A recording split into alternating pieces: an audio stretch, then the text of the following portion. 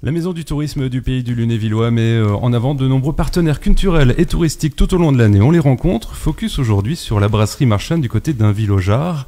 Éric Marchal, bonjour. Bonjour. L'agriculture, je crois, chez vous, c'est une affaire de famille. Oui, donc j'ai repris la ferme donc moi en 1999. Donc c'était mon père qui était aux commandes avant. J'ai fait 4-5 ans avec lui. Et avant, cette ferme appartenait déjà à la famille de ma mère. C'était du côté de ma mère, donc c'était la ferme de mon grand-père. Ouais. Une exploitation céréalière ? Ouais, exploitation céréalière. Enfin maintenant, au début, il y avait de tout. Quoi. Ouais. Il y a 30 ans en arrière, il y avait des vaches à lait, l'engraissement, des moutons.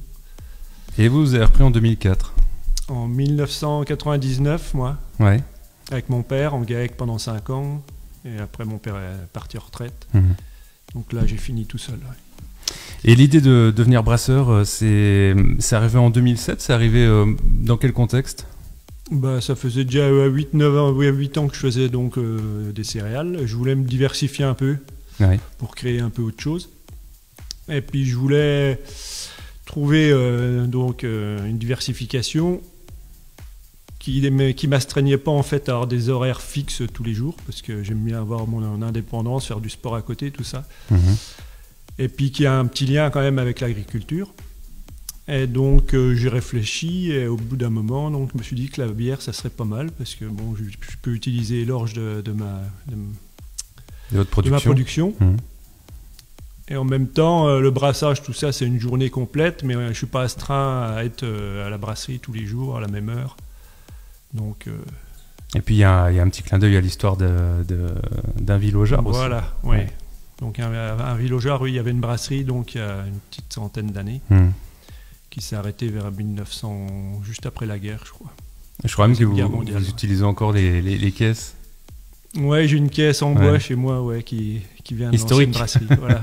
Et puis quelques bouteilles. Ah, voilà. Graverie et brasserie d'Ainville, oui. Bière blonde, blanche, ambrée. Moi, je suis pas un fin connaisseur. C'est quoi la différence entre les trois ? Donc, je suis à de la brune maintenant, oui. Je fais 4 sortes. Plus de la brune alors. Ouais. La différence, donc, au niveau couleur, là, c'est plutôt le malt. Donc, dans la bière blanche, c'est un mélange malt d'orge et malt de blé. Donc, le malt de blé, c'est ce qui donne un peu plus la couleur blanche. Blonde, ambrée et brune, là, c'est que du malt d'orge. Mais dans le malt, donc, il y a différents malts, justement, suivant la couleur, qui peut être plus ou moins torréfié. Et plus on va mélanger de malt, on va dire, avec des couleurs brunes, et plus on va aller vers la bière brune, quoi. C'est un mélange, en fait, de différents malts. Ouais. Et du coup, l'intensité change aussi ? L'alcool, ça, c'est encore différent. Ouais. Parce que c'est nous qui décidons, là, du taux de sucre, en diluant plus ou moins la bière. C'est à peu près comme ça qu'on fait l'alcool. Et en utilisant aussi différentes levures, il y a des levures qui atténuent un peu plus, c'est-à-dire qui vont transformer plus de sucre en alcool que d'autres levures. Mais comment vous avez, parce que point de départ, vous n'étiez pas brasseur, donc comment vous êtes arrivé à le devenir ? Vous avez une formation, quelque chose ? Vous êtes autodidacte ? Ça a été assez rapide. Ah oui ? J'ai une formation quand même de chimie physicien, donc bon, tout ce qui est un peu, on va dire, transformation, tout ça, chimique. Je m'y connaissais un petit peu, puis je comprends assez vite. Et puis j'ai fait 2-3 jours chez un brasseur artisanal qui faisait...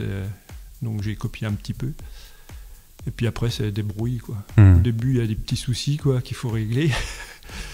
Ça fermente trop, ou les goûts sont pas bons Surtout les problèmes de température. J'avais dans une pièce...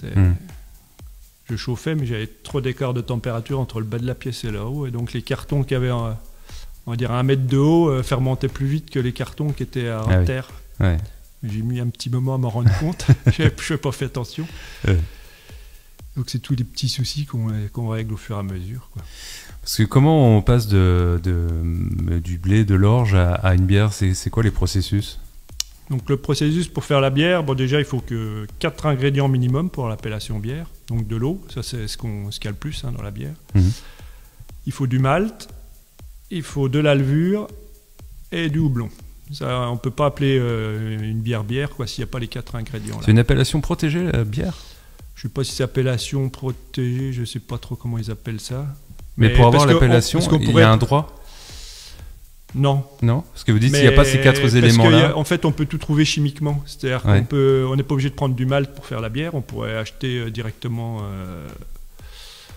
de l'amidon ou des choses comme ça. On peut trouver des produits chimiquement, puis ne pas faire avec du naturel, quoi.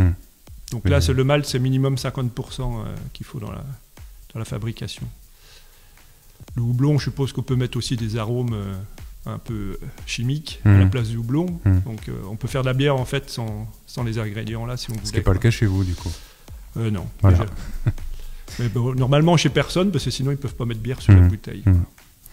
Et alors, il existe encore d'autres bières, blondes, blanches, brunes, ambrées. Ouais, il y en a qui font de la rousse. Après, la mode, c'est un peu les IPA, là, Indian Pale Ale, là. C'est des bières assez houblonnées. Donc c'est plus le houblon là qui va donner le goût à la bière.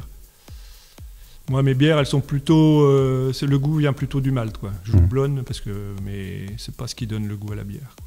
Et en moyenne, avant de la mettre en bouteille, ça prend combien de temps? La fermentation, tout ça? Donc le brassage, ça dure une journée, là. Donc c'est entre le moment où on met le malt, on va dire, dans l'eau, où on fait toute notre cuisine, jusqu'à la fermentation. Ça, on est obligé de faire tout dans la journée. Une fois qu'on est en fermentation, ça dure 5 jours à peu près. La fermentation, ça va dépendre aussi de la levure, mais bon, environ 5 jours. Et après, on met en garde une quinzaine de jours. C'est-à-dire qu'on refroidit la bière et on la laisse mûrir. Et après, donc moi j'ai un procédé pour stériliser en fait la bière dans la bouteille. Je fais une refermentation bouteille. Donc je remets la bière en bouteille, je remets un peu de sucre dedans pour refaire repartir la fermentation. Je ferme. Et après, je remets au chaud pendant 15 jours pour que ça fermente bien. Après, il faut encore remettre un petit peu en garde pendant 15 jours, 3 semaines. On est sur des formats de bouteilles, quoi, 33 centilitres? Je fais beaucoup de 75, moi, 75. Puis un peu de 33 plutôt pour les restaurants, là, parce que j'ai 1 ou 2 restaurants qui m'en vendent. Mais pour le particulier, ouais, c'est beaucoup de la 75. Et justement, comment vous écoulez les bières? C'est via des salons, des marchés, ou c'est vraiment à domicile? Au début, je faisais un peu les marchés, tout ça, mais j'ai arrêté parce que ça me prenait trop de temps. Donc là, j'ai quelques caves, j'ai un magasin sur Ainville qui m'en vend. Et sinon, les gens viennent acheter directement à la brasserie. Donc ça veut dire parce qu'il faut aussi se faire connaître en tant que brasseur. Et donc c'est aussi le bouche à oreille. Voilà, pour moi, c'est beaucoup le bouche à oreille. Oui, parce que là, ça fait quand même plus de 10 ans. Ça fait pas une quinzaine d'années. Donc la réputation. Après, c'est moi qui pas qui freine, mais parce que je fabrique au fur et à mesure que je vends. Donc s'il fallait produire plus, je produirais plus, mais c'est pas forcément une... Disons que je fais pas beaucoup de pub, voilà, parce que j'aime bien me garder du temps pour moi, donc. Oui, justement, je regardais en préparant, gardez du temps pour vous parce que vous êtes un sportif. Ouais, je suis un peu sportif. Un peu, ouais. J'ai quand même découvert, je parlais à un champion du monde. Voilà, oui, j'ai commencé l'apnée il y a 7 ans et... Champion du monde d'apnée statique. Voilà, champion du monde, c'est l'an dernier ou l'an dernier, oui. Donc à Belgrade. Donc vous arrivez à garder votre respiration plus de 9 minutes sous l'eau. Voilà, oui. Eh ben, dites donc. Donc ça veut dire aussi des entraînements et du temps, c'est pour ça que ça va bien à la brasserie, quoi. C'est des entraînements tous les jours et puis de temps en temps il faut aller sur Nancy parce que je suis parti du club de Nancy. Donc ça prend pas mal de temps. Oui. Et vous avez un site internet où on peut vendre, enfin acheter des choses? Non. Donc il faut toujours se déplacer chez vous. Ouais. Après, et là, j'ai les horaires d'ouverture le jeudi soir, enfin c'est une demi-heure, de 18h à 18h30. Faut pas la rater. Voilà. Mais bon, les gens ils savent, donc ils viennent pour les horaires là. Ouais. Et puis le samedi 10h midi. Et je crois que ça s'appelle les Jardins du Roi. Oui, les Jardins du Roi. C'est quoi? C'est un clin d'œil c'est un village. C'était en fait l'annexe du château de Lunéville. Il y avait un château à Ainville où c'est pas le roi Stanislas, mais je sais plus le nom. Ça me reviendra. Où un roi venait. Oui, voilà, celui qui était sur Lunéville. Ouais. Il venait à Ainville, en fait, c'était sa garçonnière. Il y avait un grand jardin sauvage qui partait donc du village jusqu'en haut de La Rochelle. Et ça servait aussi pour la chasse, tout ça. Et donc, c'est pour ça qu'on appelle un village-jar. C'est pas le jar JRS, c'est JRD. En fait, ça vient de jardin, quoi. Ah oui, voilà. Une petite note d'histoire. Ouais, si, c'était Ledzinski, Stanislas Ledzinski, qui, au moment-là, oui. Donc vous êtes ouvert qu'une demi-heure le jeudi, c'est ça? Oui. Ah oui, ok. Donc 18h, 18h30 tous les jeudis. Oui. Ok. Et après, je suis pas le Cora, moi, donc ça défile pas. Oui, j'imagine bien. C'était un... Avant, j'ouvrais 1 heure, mais en fait, je me suis rendu compte qu'il n'y a pas plus de personnes, donc j'ai réduit. Vous avez donc un site où on peut avoir un peu le catalogue des différentes bières, où on peut voir un peu ce que vous faites? Normalement, les gens ils tapent sur Internet, ils arrivent toujours à trouver un petit peu ce que je fais, généralement. Il y a toujours eu des articles ou des choses comme ça, mais j'ai pas vraiment de site Internet non plus.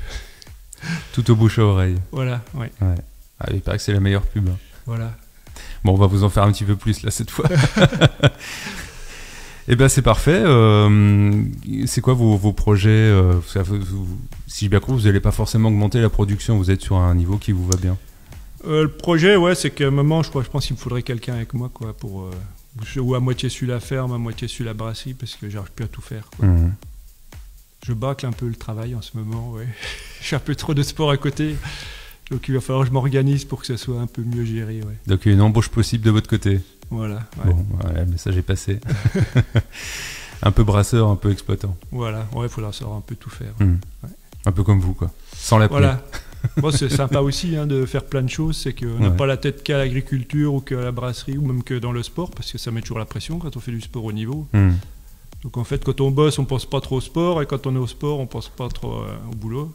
Vous avez trouvé le bon équilibre. Et voilà, ça équilibre pas mal.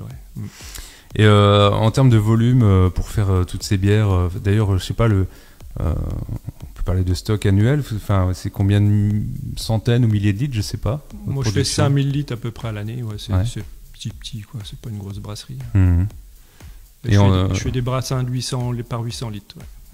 Donc vous dites un brassin, c'est ce que vous faites sur la journée, c'est ça? Voilà, Mais j'avais prévu un gros brassin justement pour brasser peu de fois en fait. Je sais, il y a aussi des brasseurs qui font genre des bières de Noël, ce genre de choses, des choses ponctuelles. Vous y pensez ou non? Moi, j'y pense, mais avec mon système je vends pas trop par à coup, quoi. Et comme je peux pas faire en dessous de 850 litres, les bières de Noël, il va m'en rester pas mal pour le mois de juillet. Il faut faire un brassin complet, il faut l'écouler, quoi. Donc, puis il faut refaire des étiquettes de la pub, donc il faudrait que j'en vende plus pour me diversifier comme ça, quoi. Peut-être quand vous serez deux, peut-être. Voilà, ça serait le but. Si je prends quelqu'un, c'est d'augmenter un peu aussi la quantité à vendre. Affaire à suivre, en tout cas, voilà, un brasserie Marchal du côté d'Ainville-aux-Jarres. On sait maintenant ce que vous faites. Merci d'avoir répondu à nos questions. Merci à vous. Merci.